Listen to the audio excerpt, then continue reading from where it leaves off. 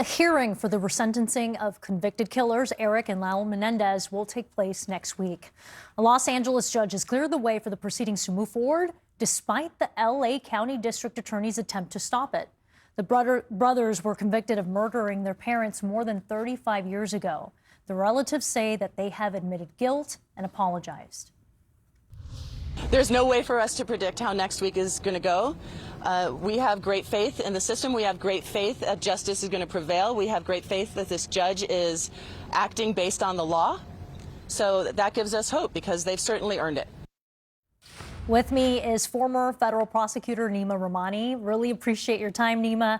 The Menendez brothers are currently sentenced to life without the possibility of parole, and they could be resentenced to life with the possibility of parole, and that means that they could be immediately eligible for parole. What are the chances that you see of that actually happening? Isabel, I think the chances are good, and this is why.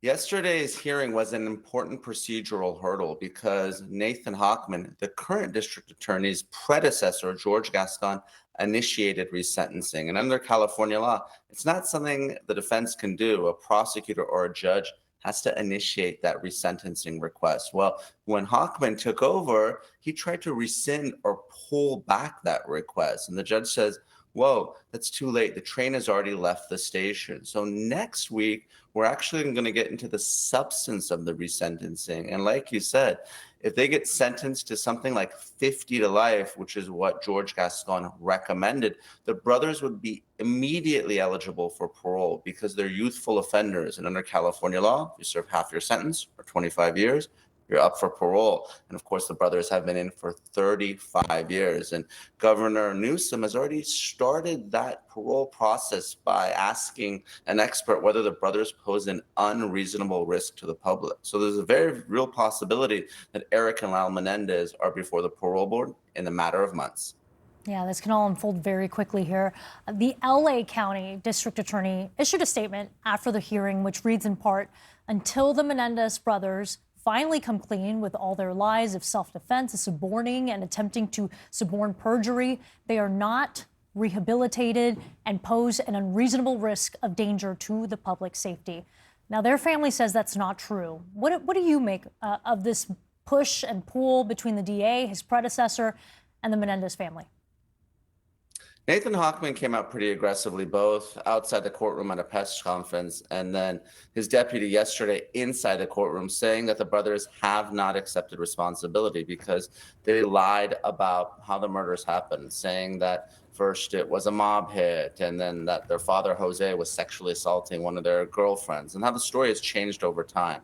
I think the challenge is Nathan Hochman hasn't met directly with Eric and Lyle Menendez recently to get their position. Obviously, they're well into their 50s now, and the stories that he's talking about were when they were much younger, shortly after the murders and during the first and second trial. What's also unique about this case, Isabel, is you rarely have the family members of the victims. And in this case, almost all the family members, except for one notable exception, that want the criminal defendants released. And that's what you have here. And that's why it's such a powerful case. Not to mention the really overwhelming support that the brothers have after the Netflix series Monsters, which really shined a light on the sexual abuse that they suffered at the hands of their father. And their mother either turned a blind eye or was complicit to it. Right, and let's talk about another case now that has gripped America, Luigi Mangione, the man accused of killing United Healthcare's CEO last year. Now, his lawyers are asking a federal judge to block the Justice Department from seeking the death penalty. Neama, how do you see this playing out?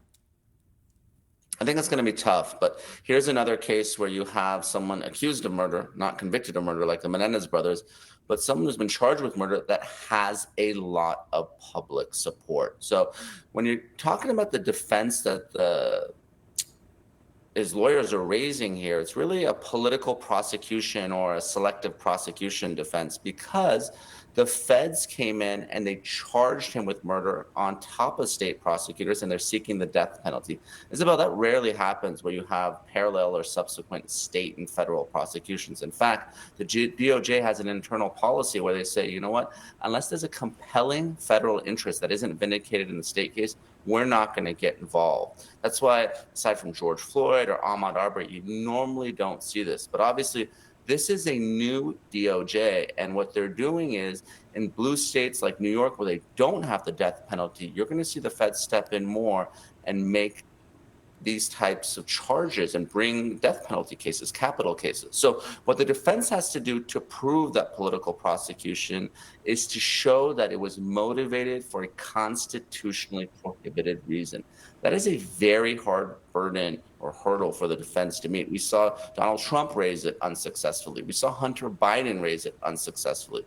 Unless the prosecution by the feds was motivated by race, religion, national origin, something like that, I don't think they're going to be able to get the death penalty off the table in that case. Yeah, and to your point, an unusual level of interest on the part of the federal government in this case.